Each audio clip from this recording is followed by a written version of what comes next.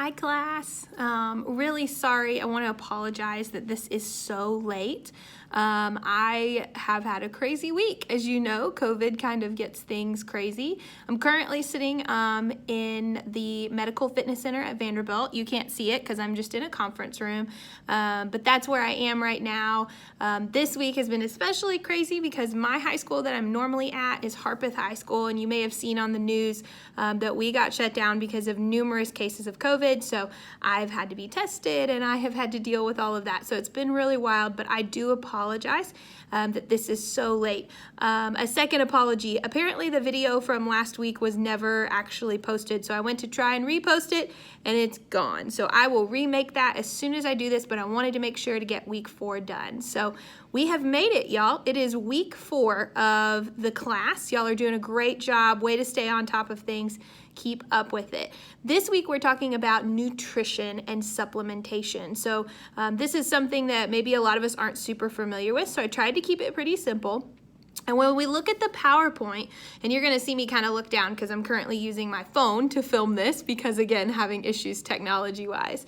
When we talk about supplements, we are talking about products that are intended to help kind of with your diet, with your fitness goals. They can be vitamins, minerals, other things, but primarily these are taken by mouth. So if you look at the PowerPoint, if you follow along with me, tablets, capsules, powders, bars, liquids, those kind of things.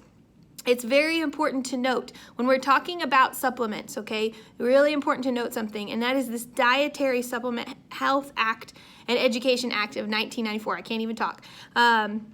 As a result of that passed by Congress, dietary supplements are not foods. They're not considered foods, so therefore they are not regulated like foods and other medicines are.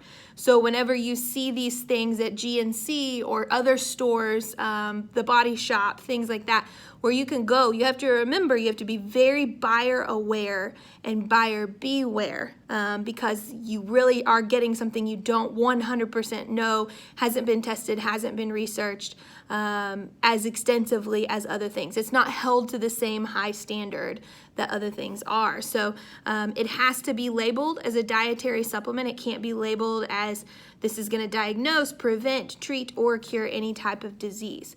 They have to try and be as truthful as they can. However, there is no review process by the Food and Drug Administration.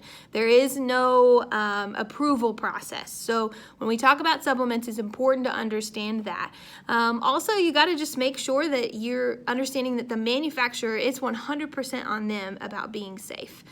They don't have to report it to the government at all. So, got to make sure you're aware of that. Got to know that maybe it might not be the most credible source. It may be just to get you to buy it. They can be deceptive and misleading in what they say.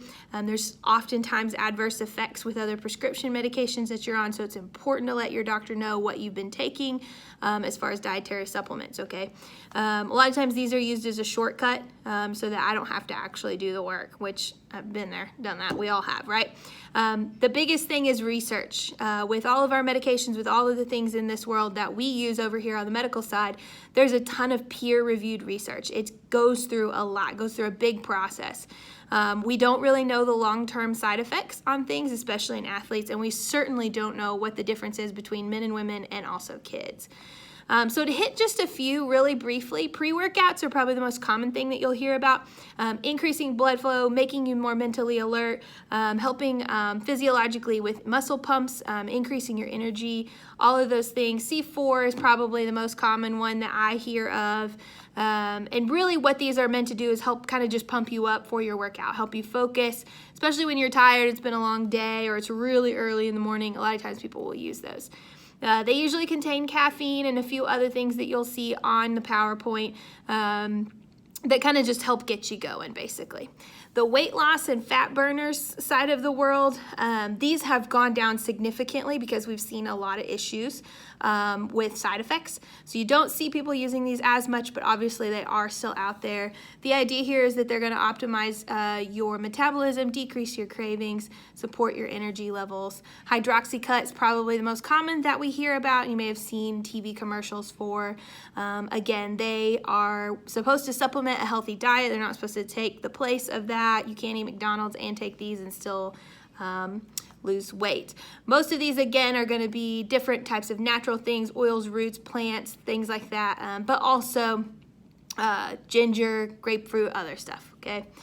Then the big thing, the other big, probably most common thing I see is protein. Protein is the second most rich substance in the human body, just behind water.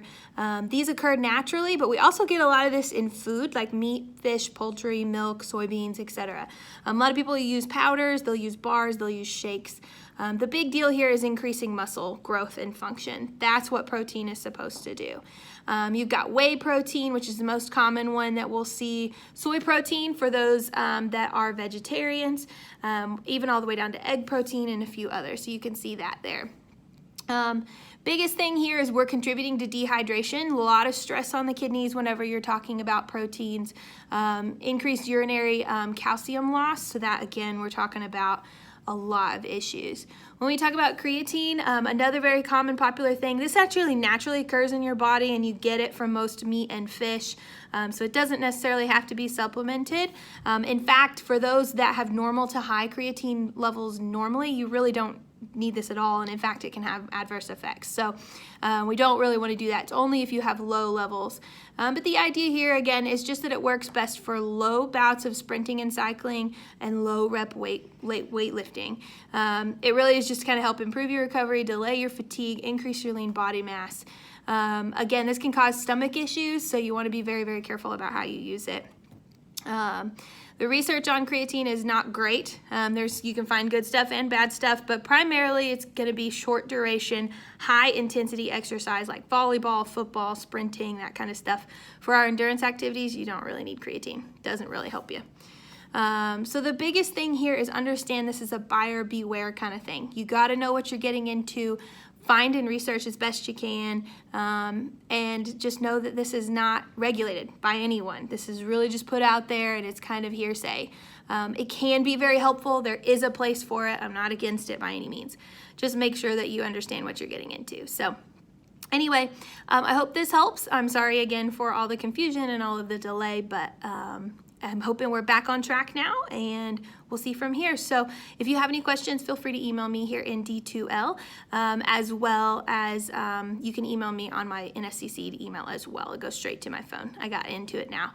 But yeah, make sure you complete your quiz, make sure you complete your discussion, and we will keep moving forward. Have a great week.